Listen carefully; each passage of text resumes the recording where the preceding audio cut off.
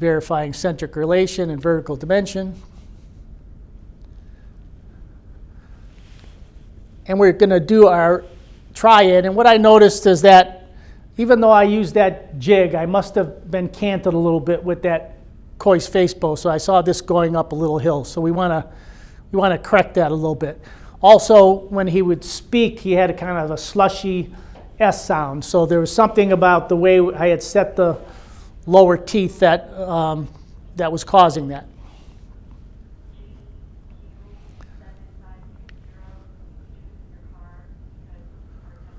Okay, so now I have my mounting. I didn't really bother to set the lower teeth because I was using his lower to assess this. So now we're going to send this to the lab to scan, and they're just going to basically import teeth to go against my ideally designed upper denture. So they do a digital denture for me. It's printed, and I'll take this to the mouth to have a final try-in to reevaluate his speech and reevaluate the occlusion. That's the way that looks. Now, at some point, I'm going to have to put this printed try-in back on the model for them to scan after I do my adjustments. So what I do is I just spray this with green spray on the inside.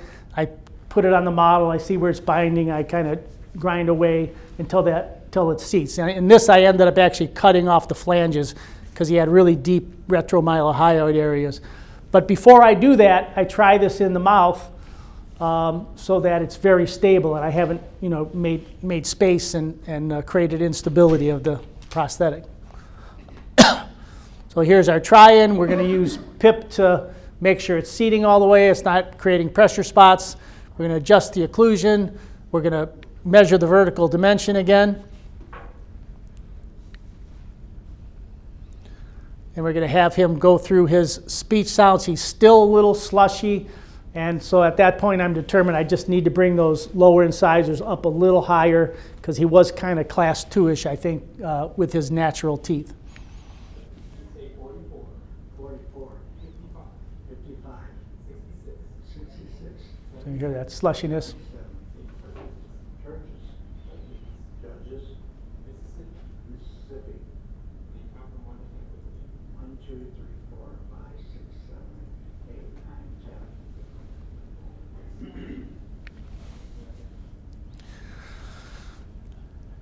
9, 10. And I had kind of set him a little class 2, but you can see the space, and that's where he was getting that slushiness. So my instructions to the lab were to tighten up the bite to try to close that speaking space and improve his speech. So now I do my green spray. I fit this to the model. Everything's mounted. The lab is going to scan. And I actually take some wax to kind of show them what I want them to do in the changes from this to the prototype. And I actually ended up trying this back in before I sent it out, and his speech was much better. So that was the solution to that problem. Roe prints me a new denture with the new tooth design, and I try it in again just because I didn't want to take any chances that he's going to leave my office with a new prosthesis and have that slushy S sound. We're doing the same thing we did with the previous prototype, just like we would do with a natural denture. And now it's time to pick up the housings. And I'm doing this even though I don't have pink on this, so he can wear this for just like about a week, just to make sure he's happy, make sure that the slushiness is gone. And so we're going to pick up some housings. Just like we talked about, I'm going to cut off the flanges. I'm going to grind to make this a little more dainty. I'm going to fill in any little air bubbles that might happen, make sure that there's no big undercuts, make sure it's a cleansable situation. Try it back in with the black inserts. And then because we hadn't processed his upper denture yet, I wanted to have a stone model of this so I could do the final adjustments on the upper denture and cross mount this with my upper aesthetic wax try-in. Now we'll replace the black housings like we did in our little hands-on earlier. Going through exactly what we talked about and showed you in the hands-on. And so now he's going to wear that for a week. Now I'll cross mount this model because the teeth are where I want them, and I can finish perfecting the position of my upper teeth for my denture while he's wearing that prototype. And then I'm going to process that denture. And then I'm going to deliver the denture, and then we're going to do some scans. So we're going to scan the lower prototype in his mouth. We're going to scan the upper prototype. We're going to scan the bite. And then we're going to scan the tissues with these locator scan bodies. And so here's the STL rendition of the scan bodies and the tissue.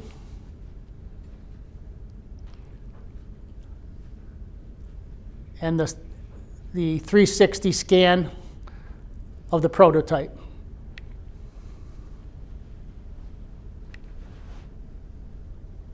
And now with all of those scans, they can merge all this information, interchange the different parts from one to the other so that they can fabricate the final prosthetic.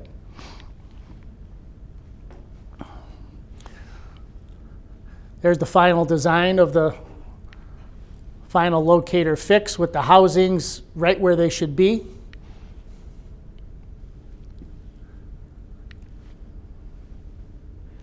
And this one, I believe, that's right, so this was also a monolithic zirconia prosthetic, but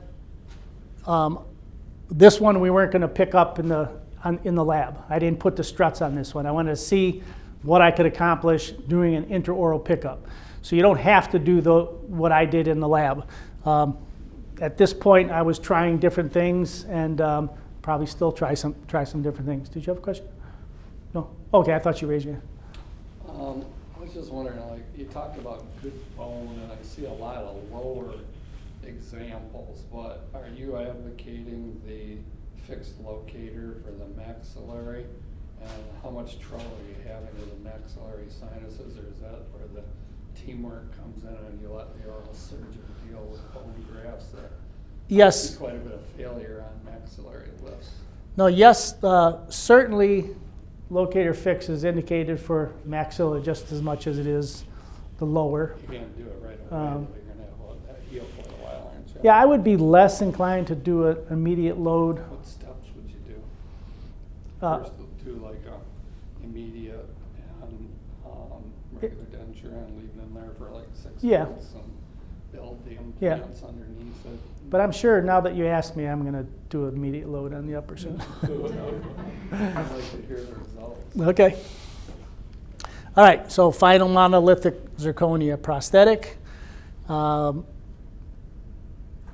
I don't know if I went through the pickup. No, I didn't go through the pickup procedure on this. But what I basically did, the same thing like we do with any locator. You know, put the little block out spacers on the abutment, put the housings on. We sandblasted the housings so that they would stick. Treated the inside of the zirconia with the Visalis, and his bite was just so good, and the block out that was given from those white caps was perfect. I didn't have to do any adjustment. All I did was take a little inverted cone diamond and make a little bit of an undercut so that it would give a little mechanical retention. Filled the housings about halfway with the pickup material, flowed a little Visalis on the housings, put the denture in his mouth and had him close and just, stay closed. And then same thing with taking it out, cleaning it up, changing to the permanent clips or inserts. And here's our patient with his final prosthesis. We were working actually with another lab on this that Zest has worked with in the past. So they made me a second one just to have a sample of each. This is a Trilor substructure with nanocomposite teeth. I'm not a big fan of that, but do you do the Trilor at all, BJ? We have done it. We had too many failures with that combination. Failures in terms of breakage or just coming apart? Breakage. Okay. Okay. Some other examples: chrome cobalt frames, PMMA. Did anybody look at those other examples? There's a example of Vivotion. I left them over there. Did you see them, Colleen? They're right there. Okay. Yeah, anybody that wants to take a look at some of the different types can take a look at those, once the course is finished. When you're doing the intraoral pickup, you're still doing a vent hole, right? Yes. Okay. Mm-hmm. Not on zirconia, though. Well, not on zirconia, Yeah. but yeah. Mm-hmm. Yes. You're not picking up with the fixed inserts, you're using the black ones, correct? Yes. Yeah, because you have to take it out and clean it up. So I think we might be. Yes, that's just another in conclusion. So all right.